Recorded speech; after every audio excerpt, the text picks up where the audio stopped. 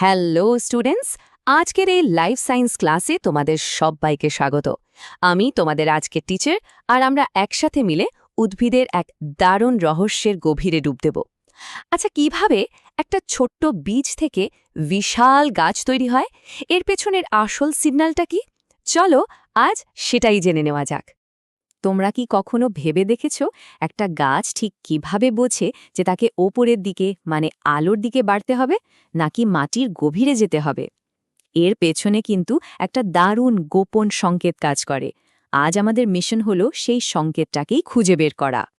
আর এই রহস্যের শুরুটা হচ্ছে এমন একটা উপাদান দিয়ে, যেটা শুধু গাছের জন্যই না, আমাদের সবার শরীরের জন্যই কিন্তু ভীষণ জরুরি।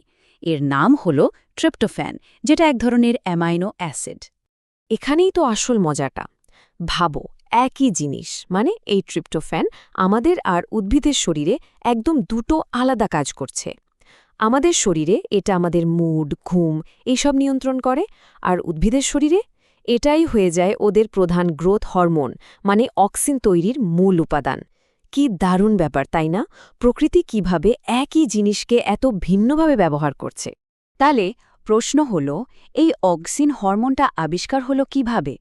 এর পেছনের গল্পটাও কিন্তু খুব ইন্টারেস্টিং। আর এটা কিন্তু শুধু একটা সাধারণ আবিষ্কার ছিল না, উদ্ভিদ জগতে এটাই ছিল আবিষ্কৃত হওয়া প্রথম হরমোন।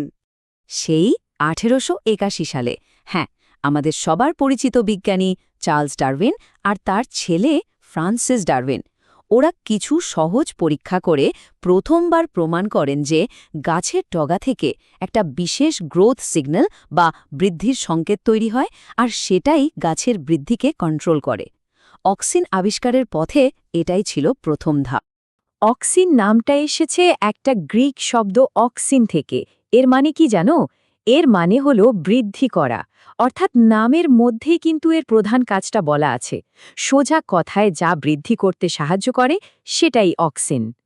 আমরা তো অক্সিন আবিষ্কারের গল্পটা জানলাম, কিন্তু ডারউইন যে সংকেতের কথা বলেছিলেন, সেই সংকেতটা আসলে রাসায়নিকভাবে কি জিনিস? চলো এবার এর কেমিক্যাল স্ট্রাকচারটা একটু দেখে নেওয়া যাক। অক্সিনের রাসায়নিক গঠনের একদম কেন্দ্রে মানে হার্টের মতো জায়গায় আছে এই ইন্ডোল রিং। সহজ করে বললে এটা দুটো রিং বা আংটির মতো একটা অর্গ্যানিক স্ট্রাকচার, যার মধ্যে নাইট্রোজেন থাকে। এই বিশেষ গঠনটাই কিন্তু অক্সিনের আসল শক্তির উৎস। তাহলে অক্সিন তৈরির রেসিপিটা কি? এর মেইন ইনগ্রেডিয়েন্টস হলো কার্বন, হাইড্রোজেন, অক্সিজেন আর নাইট্রোজেন। আর এই সব কিছু মিলিয়ে যে সবচেয়ে কমন প্রাকৃতিক অক্সিনটা তৈরি হয়, তার কেমিক্যাল নাম হল ইন্ডল 3 অ্যাসেটিক অ্যাসিড, বা আমরা সংক্ষেপে বলি IAA। আচ্ছা, এই যে এত দরকারি একটা হরমোন, এটা উদ্ভিদের ঠিক কোন কোন জায়গায় তৈরি হয়?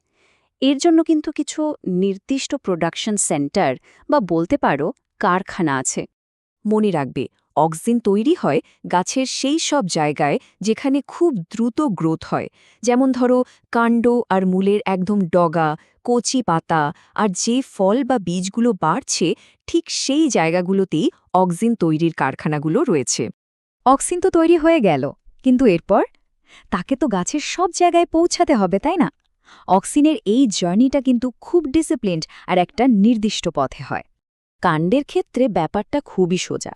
অক্সিন সবসময় ওপর থেকে নিচের দিকে যায়, ঠিক যেমন জল ওপর থেকে নিচে গড়িয়ে পড়ে। মানে কাণ্ডের ডগায় তৈরি হয়ে এটা সোজা মূলের দিকে নামতে থাকে। এই একমুখী জার্নিটাকেই বলে বেসিপেটাল পরিবহন। কিন্তু আসল টুইস্টটা হলো মূলে। মূলের ক্ষেত্রে অক্সিনের জার্নিটা ঠিক উল্টো দিকে হয়। সেখানে অক্সিন গোড়া থেকে ডগার দিকে যায়, যাতে মূলটা মাটির আরও গভীরে যেতে পারে। এই উল্টো দিকের পরিবহনকে আমরা বলি অ্যাক্রোপেটাল পরিবহন। এই যে কাণ্ডে ওপর থেকে নিচে নামা আর মূলে গোড়া থেকে ডগায় যাওয়া, এই দুটো নির্দিষ্ট দিকের পরিবহনকে একসাথে বলা হয় মেরুবর্তী বা পোলার পরিবহন। এই নিয়মটা খুব জরুরি, কারণ এর জন্যেই গাছ বুঝতে পারে কোনটা ওপর আর কোনটা নিচ। কিন্তু অক্সিন গাছের এক জায়গা থেকে আরেক জায়গায় যায় কিসের মাধ্যমে? এর জন্য গাছের শরীরেও আমাদের মতো নিজস্ব হাইওয়ে আছে। এই হাইওয়ে হলো ফ্লোয়েম কলা।